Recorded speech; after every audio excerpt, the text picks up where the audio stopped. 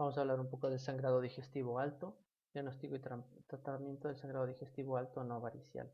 El sangrado digestivo alto tiene una alta mortalidad de hasta el 13% y un alto riesgo de sangrado. ¿Qué es el sangrado digestivo alto? El sangrado digestivo alto es aquel sangrado que se origina en el esófago, estómago y duodeno hasta el ángulo de Treitz. Con diferencia, la principal causa de sangrado digestivo alto es la úlcera péptica. La úlcera péptica que está asociada a ingesta de AINES y a infección por Helicobacter pylori. Luego tenemos otras causas menos frecuentes como malformaciones arteriovenosas, gastritis, duodenitis y las varices esofágicas, un tema que no vamos a abarcar en esta charla. También tenemos el síndrome de Mallory-Weiss asociado a vómitos o náuseas de repetición, úlcera de Difflue y hasta 8% de los casos la causa no es identificable. La úlcera péptica, con diferencia, es la causa más frecuente de sangrado digestivo alto. Existen dos formas, una úlcera gástrica, que es mucho más frecuente, y una úlcera duodenal. Si bien la úlcera duodenal es menos frecuente, la mortalidad es mayor que la úlcera gástrica, ya que las úlceras duodenales erosionan vasos más grandes. La ingesta de AINES incrementa el riesgo de sufrir una úlcera péptica en un 6 hasta 0.1 de OR. Y el Helicobacter pylori vuelve la mucosa más vulnerable a las enzimas y toxinas, incrementando también el riesgo de úlcera péptica. Aquí vemos un algoritmo de tratamiento. Inicialmente lo más importante es estabilizar al paciente, iniciar una terapia de resucitación lo más tempranamente posible y la admisión a una unidad de cuidados intensivos. En el caso de riesgo de aspiración es recomendable también intubar al paciente. Y la sonda nasogástrica, pues si bien existe un poco de duda sobre su utilidad, disminuye el riesgo de aspiración y la salida de sangre por la sonda nasogástrica tiene un alto valor predictivo positivo para hemorragia digestiva alta. Inicialmente, el primer escalón terapéutico es el manejo endoscópico, que nos va a permitir diagnosticar y tratar la causa del sangrado. En el caso de la úlcera péptica, si mediante la endoscopía somos incapaces de detener el sangrado, se recomienda arteriografía. Si se lo detiene, pero el paciente vuelve a resangrar, se recomienda un segundo intento endoscópico y si este falla, arteriografía. Entonces el primer escalón terapéutico es la endoscopía y el segundo escalón terapéutico en caso de fallo técnico de la endoscopía es la arteriografía. ¿Se recomienda realizar angioTAC antes de la arteriografía? Por supuesto que está recomendado, ya que la angioTAC es una prueba no invasiva, ampliamente disponible, que nos va a permitir delimitar la anatomía de los vasos, identificar variables anatómicas, planificar el tratamiento, ver la causa del sangrado. Normalmente está indicado si la endoscopía no es diagnóstica y se recomiendan tres fases, una sin contraste, una arterial y una portal. Vamos a identificar la extravasación de contraste como la salida a la luz intestinal de un material hiperdenso de más de 90 unidades Hansfield que va a aumentar de tamaño en la fase venosa. Aquí tenemos un gran ejemplo. Vemos el duodeno en el estudio sin contraste. En el estudio sin contraste lo más importante es identificar áreas hiperdensas que se puedan confundir con áreas de extravasación de contraste. En la segunda imagen vemos ya una extravasación de contraste, esta área hiperdensa, que normalmente suele aumentar de tamaño en la fase venosa. Y aquí vemos cómo el angioTAC nos permite identificar esa zona de sangrado que depende de la arteria gastroduodenal y nos permite planificar el tratamiento, el acceso, etc. El tratamiento inicialmente, como había dicho, en las primeras 24 horas se recomienda endoscopía, ya que va a disminuir la mortalidad, la morbilidad, la estancia hospitalaria y el riesgo de recurrencia. Junto con la endoscopía también se inicia tratamiento con inhibidores de la bomba de protones. No está indicado el uso de antagonistas de la histamina, como la ranitidina. El resangrado se produce hasta en el 20% de casos. ¿Qué hacemos ante el resangrado? Pues repetir la endoscopía. Si la endoscopía es incapaz de detener el sangrado o vuelve a resangrar tras la segunda endoscopía, se debe hacer una arteriografía con el fin de embolizar. Si la embolización falla, el tercer escalón terapéutico sería la cirugía. La cirugía, si bien tiene una mayor morbilidad y mortalidad que los dos tratamientos anteriores. ¿Qué pasa si no veo la causa del sangrado? Pues se realizan técnicas diagnósticas adicionales como la cápsula endoscópica o duodenoscopía. En lo que respecta al tratamiento de la úlcera péptica y lo que vamos a hablar de la embolización arterial, lo más recomendable es realizar una embolización terminal, ya que la embolización terminal es más efectiva en detener el sangrado, disminuye el riesgo de resangrado y el riesgo de isquemia. Si bien está asociada, crónicamente hablando, a estenosis duodenal, Es bastante infrecuente la estenosis duodenal y en caso de que exista solamente una pequeñísima proporción de casos van a requerir cirugía para el tratamiento de esta estenosis duodenal. En caso de que no podamos cateterizar selectivamente el vaso responsable del sangrado, lo que se puede hacer es una embolización de la arteria gastrodenal proximal y distal al origen de esta arteria, lo que se conoce como backdoor. Esto lo que nos va a permitir es evitar el flujo retrógrado a través de la arcada pancreatoduodenal inferior. Y es eficaz hasta en más del 90% de casos para detener el sangrado, solamente que tiene el riesgo de un mayor riesgo de resangrado respecto a la embolización terminal. La embolización profiláctica está indicada cuando la endoscopía no es diagnóstica y la arteriografía tampoco es capaz de identificar ningún hallazgo.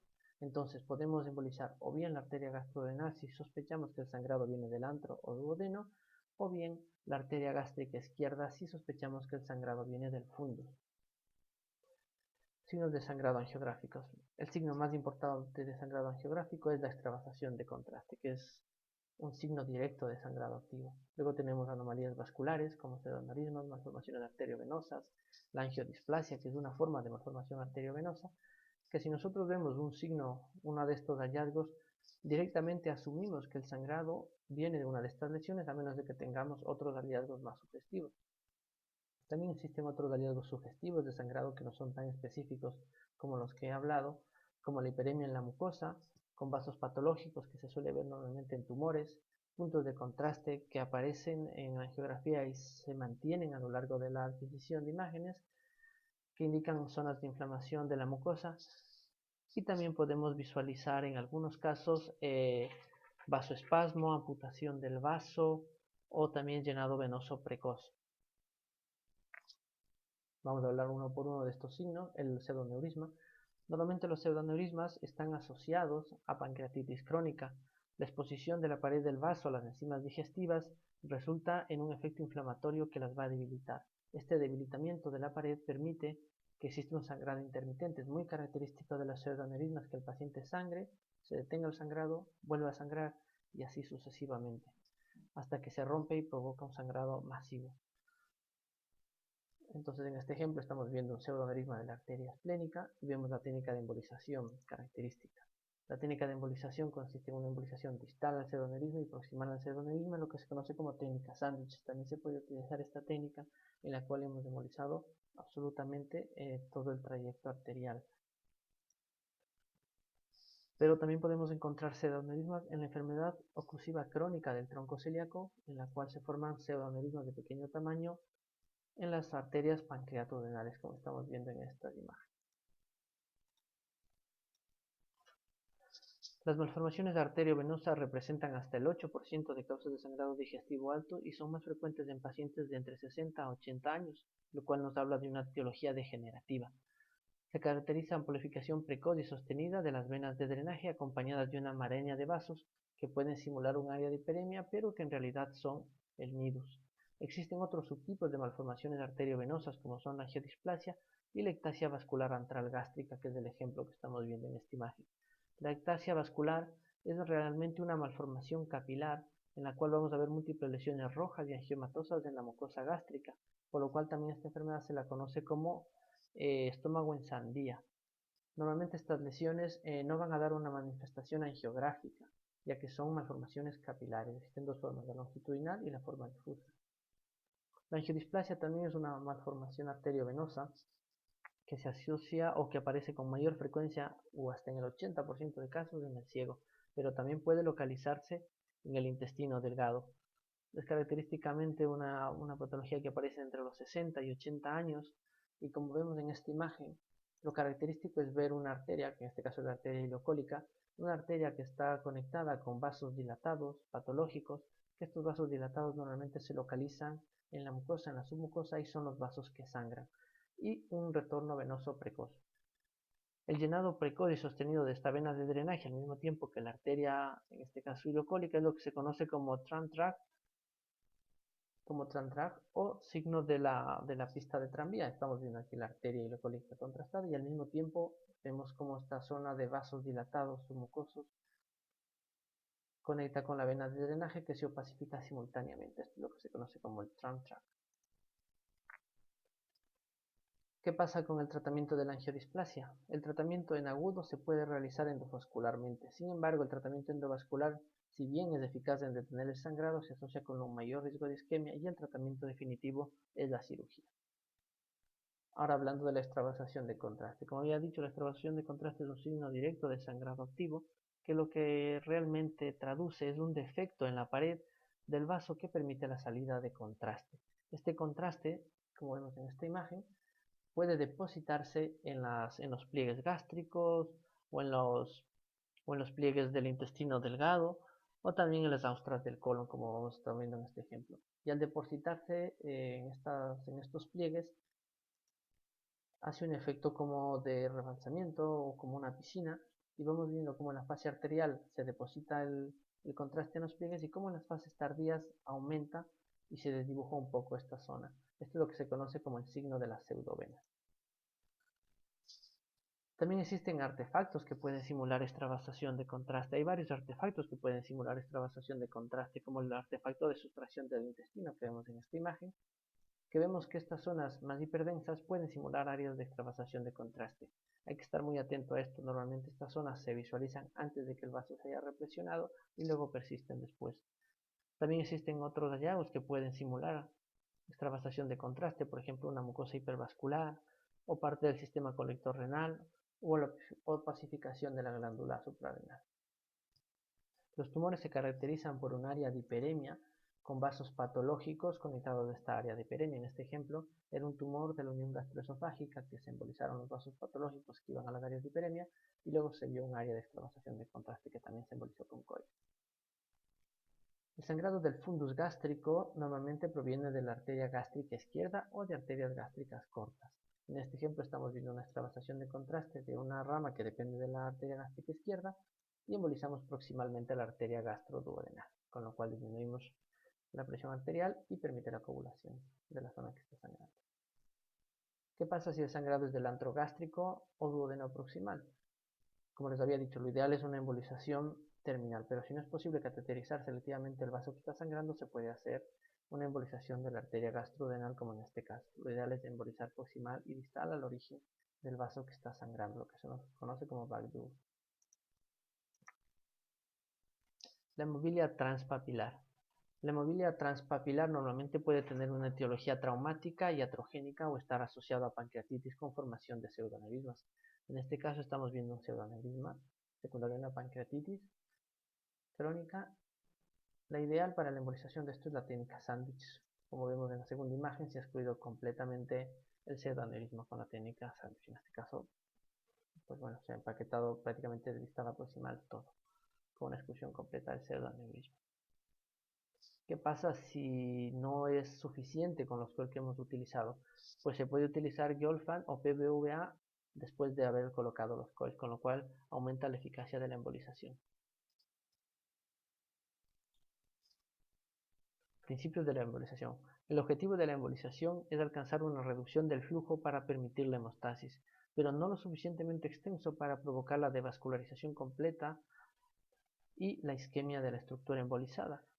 El lugar óptimo de embolización, como ya he dicho, es la embolización selectiva, cateterización selectiva, pero si no es posible podemos realizar una embolización con partículas y con flujo dirigido, o en caso de que no sea posible identificar la causa del sangrado ni en la endoscopía ni en la arteriografía, se puede realizar una embolización profiláctica. La embolización profiláctica se realiza de la arteria gastrodenal si el sangrado es del fundus o de la arteria gástrica izquierda si el sangrado es del fundus o de la arteria pancreatoduodenal si el sangrado es del antro o duodeno. ¿Qué material utilizamos? No existe evidencia de qué agente es mejor, por lo tanto la elección del mismo se realiza en base a la experiencia y preferencia del operador. Si bien existe evidencia de que la combinación de coils y PBVA o coils y Giolfan es mejor que el uso de coils solos, también merece que se hable un poco de los agentes líquidos como el Clubran y el Onyx. Los agentes líquidos tienen la ventaja sobre el resto de partículas, o coils también, de que permite la embolización de colaterales y disminuye el riesgo de resangrado. Además, el Gluran es efectivo en el tratamiento de pacientes con coagulopatía. Cuando existe coagulopatía es muy difícil que se forme un trombo, pero la polimerización del Gluran no depende del estado de coagulación del paciente. Por lo tanto, en estados de coagulopatía se puede utilizar el Gluran ya que va a ser muy efectivo para detener el sangrado. El problema del Duran es que el operador tiene que estar muy familiarizado con su uso para alcanzar óptimos resultados y minimizar los riesgos de complicaciones. La vasopresina actualmente está en desuso ya que se prefiere la embolización supraselectiva que tiene muchas menos complicaciones que el uso de vasopresina. Resultados.